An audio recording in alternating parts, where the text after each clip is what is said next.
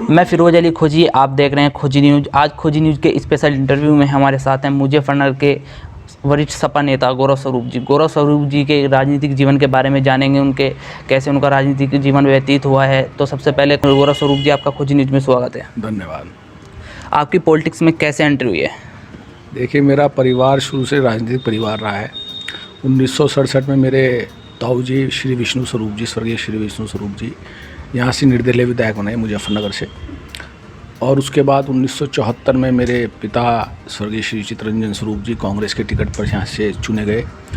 और उसके बाद लगातार वे कांग्रेस में ही रहे, कांग्रेस से ही टिकट मांगते रहे। किसी कारणवश उनको टिकट नहीं मिला। फिर 2002 में उन्होंने समाजवादी पार्टी ज्वाइन करी और समाजवादी पार्टी के राष्ट्रीय अध्यक्ष, उस वक्त के राष्ट्रीय अध्यक्ष माननीय श्री मुलायम सिंह यादव जी ने उनको टिकट दिया और वो पुनः विधानसभा में 2002 में पहुँचे। और मुलायम सिंह यादव जी ने उन्हें अपनी सरकार में मंत्री भी बनाया। उस वक्त वो कर निबंधन मंत्री रहे, आवास विकास के चेयरमैन भी रहे। और उसके बाद 2012 में 2007 का चुनाव वे बहुत कम मतों के अंतर से हार गए। उसके बाद 2012 में फिर पुनः चुनाव लड़े और विधानसभा में पहुंचे मुजफ्फरनगर शहर विधानसभा से ही। और अखिलेश यादव जी के जो मुख्यमंत्री बने, उन्होंने उनको पुनः अपने मंत्रिमंडल में शामिल किया और वे लगभग 7-8 विभाग के राज्य मंत्री रहे। और जब विधानसभा के चुनाव से पहले ही 2017 के चुनाव से पहले ही उनको बीमारी के कारण उनका स्वर्गवास हो गया। और मैं, क्योंकि उनका सबसे बड़ा पुत्र होने के नाते और वो चाहते हुए थे कि मैं राजनीति में आऊँ, उन्होंने मेरा पार्लियामेंट का टिकट भी करवा दिया था। जब 2013 में मुजफ्फरनगर में सांप्रदायिक दंगे हुए, उसके बाद मैंने चुनाव नहीं लड़ा और मेरे स्थान पर वीरेंद्र सिंह जी को टिकट दिया। तो राजनीति में मेरा पदार्पण उसी वक्त हुआ था जब मुझे पार्लियामेंट का टिकट राष्ट्रीय अध्यक्ष जी मुलायम सिंह यादव जी उस वक्त थे, उन्होंने मुझे दिया। और मैं वैसे तो मेरा बिज़नेस है, मैं बिज़नेस उद्योग भी हैं, मैं बिज़नेस करता हूँ। मुझे उम्मीद नहीं थी कि इतनी जल्दी एकदम मुझे इतनी बड़ी जिम्मेदारी दे दी जाएगी, एक पार्लियामेंट का इतना बड़ा टिकट मुझे दे दिया जाएगा। लेकिन मैंने बहुत कोशिश करी है, लगभग 1 साल तक मैंने मेहनत भी की। लेकिन फिर 2013 में सांप्रदायिक दंगे यहाँ पर मुजफ्फरनगर में हो गए जब हमारी सरकार थी। उसके बाद वीरेंद्र सिंह जी को लड़ा गया। और जब मेरे पिता का, जब वो विधानसभा मंत्री थे, उनका स्वर्गवास हो गया, तो उनके स्थान पर मुझे उपचुनाव राष्ट्रीय अध्यक्ष जी अखिलेश यादव जी ने लड़ाया, जिसमें बहुत कम अंतर से लगभग 6000 वोटों से मैं हार गया। और फिर 2017 में पुनः मुझे विधानसभा का चुनाव लड़ा गया, उसमें मैं 10,000 वोट से हारा। क्योंकि एक सांप्रदायिक माहौल इस पर ख़ास तौर से हमारे मुजफ्फरनगर ज़िले में, क्योंकि यहाँ पर एक कम्युनल फीलिंग्स लोगों में थी, जो अब मैं समझता हूँ समाप्त हो गई। क्योंकि अब लोग जान चुके हैं कि भाजपा की और कथनी करने में क्या है। वो सिर्फ एक ही बात जानते हैं और उस पर वोट लेते हैं। आदमी को काम चाहिए। और मैं दावे के साथ कहता हूँ कि मुजफ्फरनगर विधानसभा की बात करूँ तो जितना काम मेरे पिता के कार्यकाल में मुजफ्फरनगर विधानसभा में हुआ, चाहे आप कोई से गाँव ले लीजिए, लगभग 13 गाँव हमारे इस सदर विधानसभा में, हर गाँव में पानी की टंकी, हर गाँव को लोहिया ग्राम में रखकर वहाँ की सीसी की सड़कें, जितना काम हुआ इलेक्ट्रिफिकेशन गांवों का मेरे पिता के द्वारा किया गया। मुजफ्फरनगर में भी लगभग हर गली, हर मोहल्ले में, क्योंकि वे नगर विकास के राज्य मंत्री थे, जबकि यहाँ पे नगर पालिका के चेयरमैन कांग्रेस के थे। लेकिन हमारे पिता की, हमारी परिवार की हमेशा एक नीति रही है कि हम कभी भेदभाव के साथ राजनीति नहीं करते, हम किसी जाति बिरादरी की राजनीति नहीं करते। पार्टी के यहाँ पे चेयरमैन कांग्रेस के थे, लेकिन मेरे पिता क्योंकि राज्य मंत्री थे नगर विकास के, और उनके कैबिनेट मंत्री आदरणीय आजम खान जी थे, बहुत अधिक विश्वास वो मेरे पिता पे करते थे।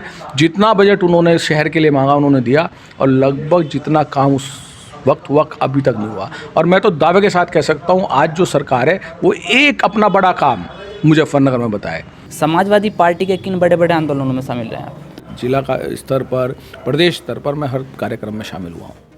कोई एक ऐसा यादगार पल जिसमें आपने किसी व्यक्ति की मदद किया, उसको न्याय दिलाने का काम क्या हो?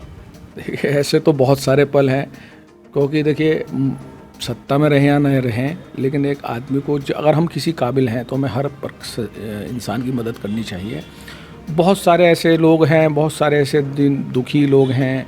मेरा तो एक मानना है, देखिए मैं क्योंकि एक व्यवसाय भी हूँ, मेरा उद्योगपति भी हूँ, मेरा तो एक मानना है कि अगर आदमी में सामर्थ्य है तो मेरी सबसे बड़ी एक हमेशा इच्छा रही है कि शिक्षा के क्षेत्र में जो गरीब लोग, क्योंकि शिक्षा ऐसी है जो किसी से छीन नहीं सकते आप। जितना आप बढ़ाओगे आगे बढ़ेगी। और जितने गरीब लोग अपने बच्चों को नहीं पढ़ा सकते उनकी मदद करनी चाहिए। और मैं अपने मुंह से नहीं कहता, बहुत सारे ऐसे परिवार होंगे जिनके बच्चों को मैं अपने पास से फीस देता हूँ।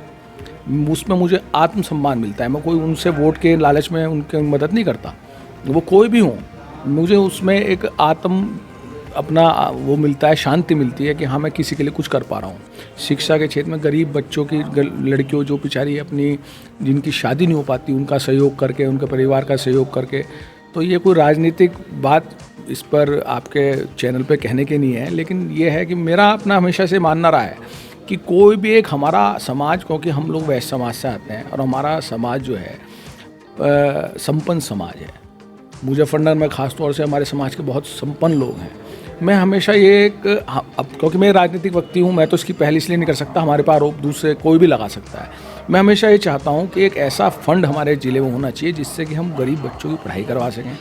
जो गरीब बच्चियों की लड़कियों की शादी जिनके परिवार नहीं करा सकते उनकी मदद कर सकें।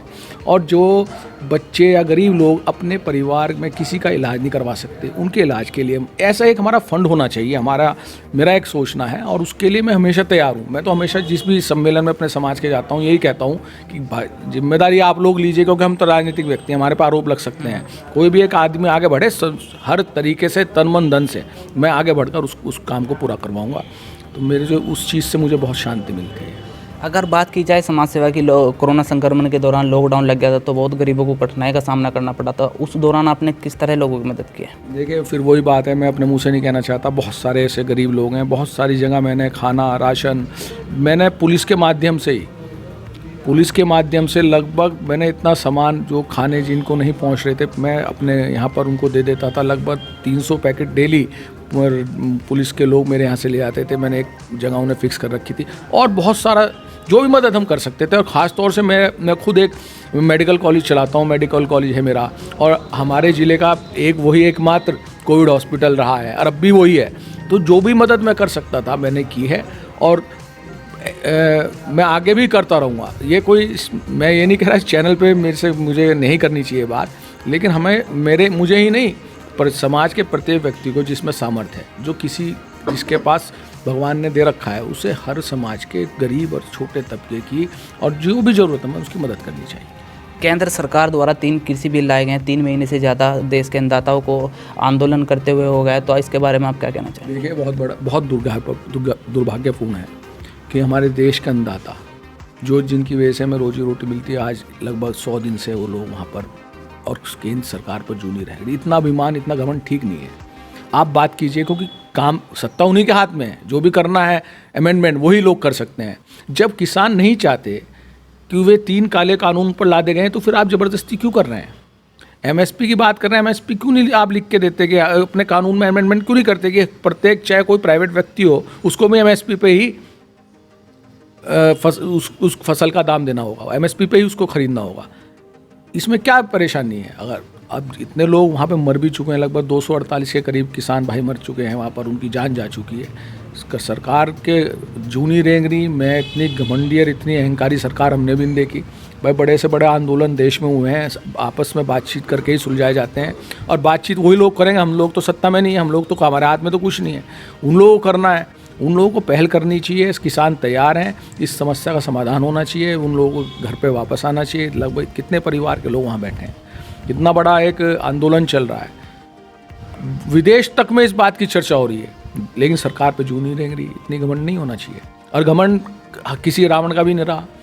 तो सरकार तो आनी चीज़ है। जनता कब किसी को उखाड़ के फेंक दे, जनता ही जनार्दन है। और अब आगे चुनाव हो रहे हैं, उसमें पता लग जाएगा। आप सबसे पहले चुनाव कब लड़े? मैं लड़ा भैया 2016 में उपचुनाव, जो मेरे पिता के देहांत के बाद लड़ा, तो उसमें मैं लड़ा। आप उसमें कितनी वोटों से हारे थे? मैं लगभग 6000 वोट से उसमें हार गया। उसके बाद 2017 में भी चुनाव आए थे, उसमें मैं बड़े 10,000 वोट से हारा हूँ, जबकि उस वक्त तो बीजेपी की 330 सीट आई थी। एक तूफान था, एक कमनल की भावना थी। अब आना चुनाव है, जनता जनार्दन है, जो फैसला जनता ले स्वीकार है। 2022 विधानसभा चुनाव भी आने वाले, तो इस क्या रणनीति चल रही है? देखिए, मैं चुनाव लड़ूंगा, समाजवादी पार्टी से लड़ूंगा। टिकट देना राष्ट्रीय अध्यक्ष जी का काम है, अगर मुझे टिकट दिया मैं ज़रूर चुनाव लड़ूंगा। और जनता के बीच जाऊंगा, फिर से जनता का आशीर्वाद प्राप्त करने की कोशिश करूंगा। किन मुद्दों को लेकर आप चुनाव लड़ेंगे? मेरा तो एक ही मुद्दा है, विकास। विकास ही मेरा एक मुद्दा है और मैं उसी बात पे बात करता हूँ। मैं किसी की आलोचना, किसी दल की आलोचना करना मेरे संस्कार में है। सिर्फ एक बात है कि हमें हमेशा भाईचारे सद्भावना के साथ ज़िले में रहना चाहिए। जब भी हमारे आपस में प्यार रहेगा, चाहे किसी जाति धर्म का आदमी हो, चाहे छोटा हो, चाहे बड़ा हो, चाहे अमीर हो, गरीब हो, हर को सब अगर हम लोग संगठित और साथ लेके चलेंगे तभी हमारा समाज अच्छा होगा, हमारा जिला अच्छा होगा और समाज में विकास होगा। मैं सिर्फ विकास के उस पर वोट मांगूंगा और अपने पिता के काम पर वोट मांगूंगा, अपनी सरकार के काम पर वोट मांगूंगा। आज जितने भी उद्घाटन ये सरकार कर रही है, सारे अखिलेश यादव जी के द्वारा किए गए हैं। उनको अपना लेबल अपना लगा रही है। काम बताएं, चाहे वो आपका दिल्ली का फ्लाईओवर, उसका राजनगर एक्सटेंशन का फ्लाईओवर हो, वो भी हमारी सरकार में बना, उस पर लेबल उन्होंने अपना लगा दिया। मेट्रो ट्रेन हमारी सरकार में बनी, उसमें उस पर अपना मेट्रो लगा दिया। हम तो अपने पार्टी के राष्ट्रीय अध्यक्ष और हमारी सरकार ने जो काम किए हैं उसको लेकर हम जनता के बीच जाएँ। राजनीतिक जीवन में कोई एक ऐसा इंसिडेंट हुआ हो जब आपको लगा हो कि राजनीति छोड़ देनी चाहिए? देखिए, मेरा राजनीति, अगर अच्छे लोग राजनीति में नहीं आएंगे तो राजनीति को आप इस समाज को और इस देश की जो राजनीतिक स्थिति उसको नहीं सुधार सकते। मैं तो अपील और लोगों से भी करता हूँ कि पढ़े लिखे लोगों को और अच्छे लोगों को राजनीति में आना चाहिए। राजनीति अच्छी गंदी चीज़ नहीं है।